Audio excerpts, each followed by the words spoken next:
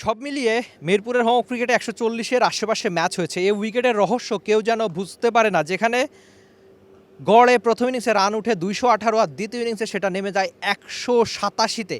এই মাঠে যেমন ৩৭০ ওয়ানডেতেও ওঠে, আবার ৫৮তেও অল আউট হয় বাংলাদেশের মতো দল।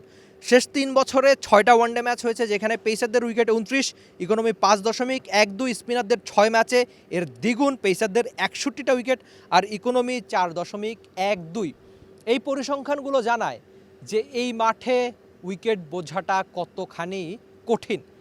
সাকিব আল হাসানের কথা হয়তো আপনাদের মনে থাকার কথা। সাকিব একবার বলেছিলেন যে এই মাঠে যদি কোনো ব্যাটার তার ক্যারিয়ারের ১৫-২০টা ম্যাচ খেলে, তার ক্যারিয়ারই হয়তো শেষ হয়ে যেতে পারে, কেননা এই মাঠে ব্যাটারদের জন্য রান করাটা অনেকখানি কঠিন হয়ে থাকে।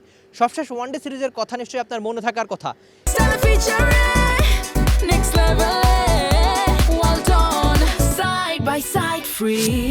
এই ওয়ানডেতেই যেখানে ওয়েস্ট ইন্ডিজ রেকর্ড, মানে ওয়ানডে ক্রিকেট ইতিহাসে এর আগে যেটা ঘটে নাই, যে প্রায় ৫০ ওভারের সবকটা ওভারই স্পিনাররা করেছে, যেটা পুরো ওয়ার্ল্ড ক্রিকেটেই ঘটে না।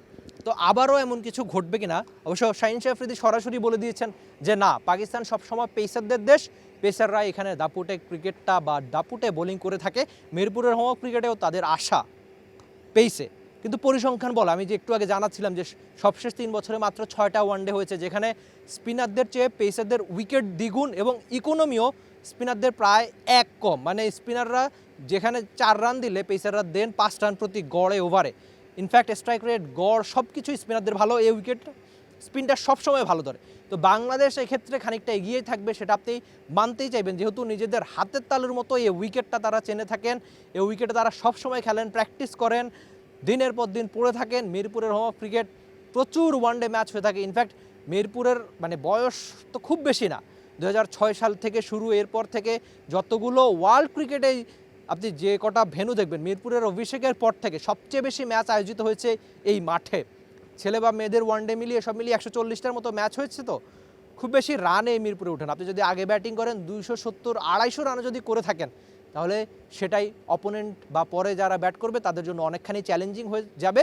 পাকিস্তানি দল প্রথম যেদিন প্র্যাকটিস করে, দ্বিতীয় যেদিন প্র্যাকটিস করে, এসেই তারা শুরুতে এই উইকেটটা বোঝার সবচেয়ে বেশি চেষ্টা করেছে। এখন দেখা যাক মিরপুরের উইকেট রহস্য কে ভেদ করতে পারে। সেটা কি বাংলাদেশ ক্যাপ্টেন মেহেদী হাসান মিরাজ, নাকি পাকিস্তানের ক্যাপ্টেন শাহিন শাহ আফ্রিদি?